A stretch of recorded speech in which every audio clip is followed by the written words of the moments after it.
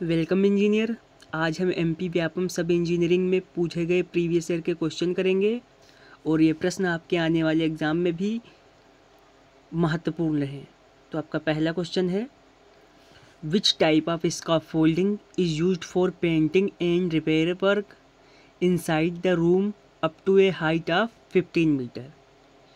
यहाँ पे आपसे पूछा गया है कि रूम में पेंटिंग व रिपेयर वर्क के लिए किस स्कैफोल्डिंग का यूज करेंगे अगर जो रूम की हाइट जो है 15 मीटर है। तो आपका ऑप्शन नंबर जो डी है वो बिल्कुल सही रहेगा। ट्रस्टल स्कैफोल्डिंग का हम यूज करेंगे। फिर आपका अगला क्वेश्चन है, the aeration of water is done for the removal of.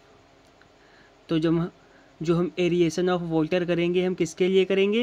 ये हम करेंगे option number D, dissolve gases के लिए। फिर हम बढ़ते हैं अपने नेक्स्ट क्वेश्चन की तरफ।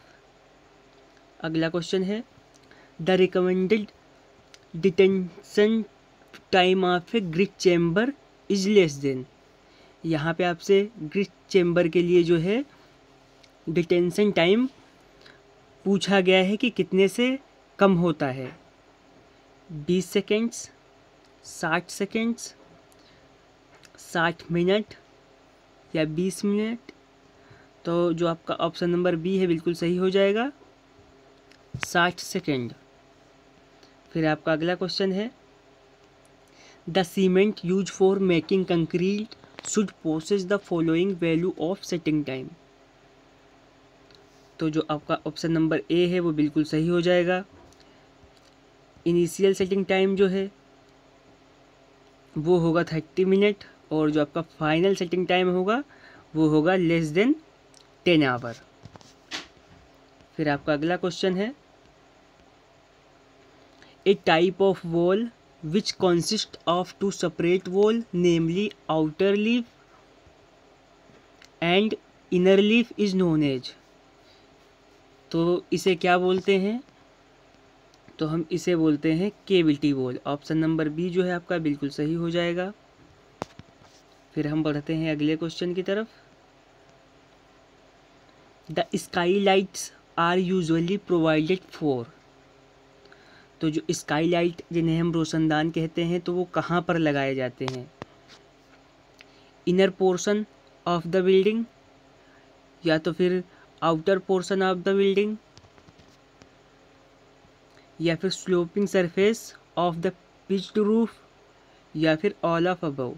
तो आपका जो ऑप्शन नंबर डी है बिल्कुल सही हो जाएगा। ये पिच्ड रूफ की स्लोपिंग सरफेस पर लगाए जाते हैं। फिर आपका अगला क्वेश्चन है, dash force is equal to 9.8 Newton.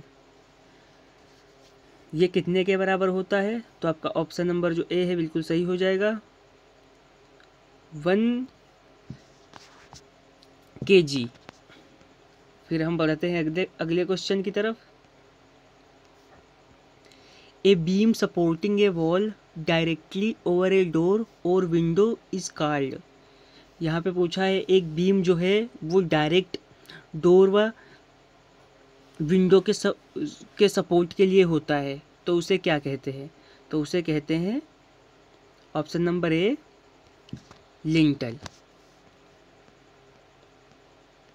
फिर आपका अगला क्वेश्चन है, what is the moment distribution method best suited for.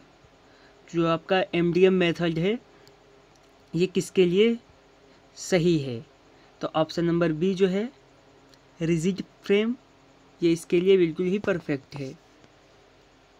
और फिर आपका अगला क्वेश्चन है, which type of meter is use to measure hydraulic jump. तो हाइड्रोलिक जंप को मापने के लिए हम किस टाइप के मीटर का यूज करते हैं? तो जो आपका ऑप्शन नंबर ए है, क्रिटिकल डेप्थ मीटर, हम इसका यूज करते हैं हाइड्रोलिक जंप मापने के लिए, ऑप्शन नंबर ए। फिर हम बढ़ते हैं अपने अगले क्वेश्चन की तरफ। The following device could be used for measure discharge in a pipe flow. Pipe flow का डिस्चार्ज मापने के लिए हम किस डिवाइस का यूज करते हैं? तो ऑप्शन नंबर डी जो है आपका बिल्कुल सही होगा, ओरिफिस मीटर।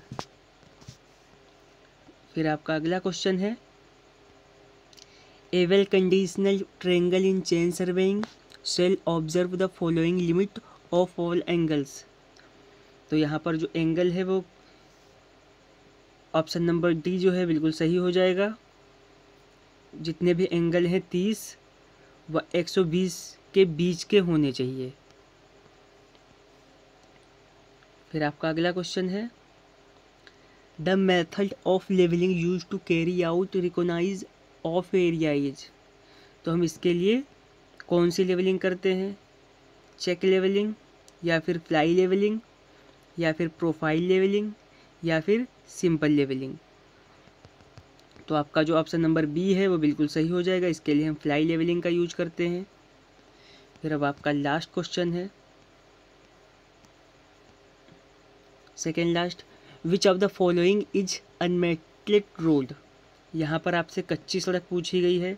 तो जो आपकी अर्थन रोड होती हैं ये कच्ची सड़क होती हैं। फिर आपका क्वेश्चन है, granite and rhyolite are example of which of the following. तो ग्रेनाइट और जो रियोलाइट है वो किसके एग्जाम्पल हैं? Option number C, igneous rock. और यहाँ पर आपके प्रश्न खत्म हो चुके हैं।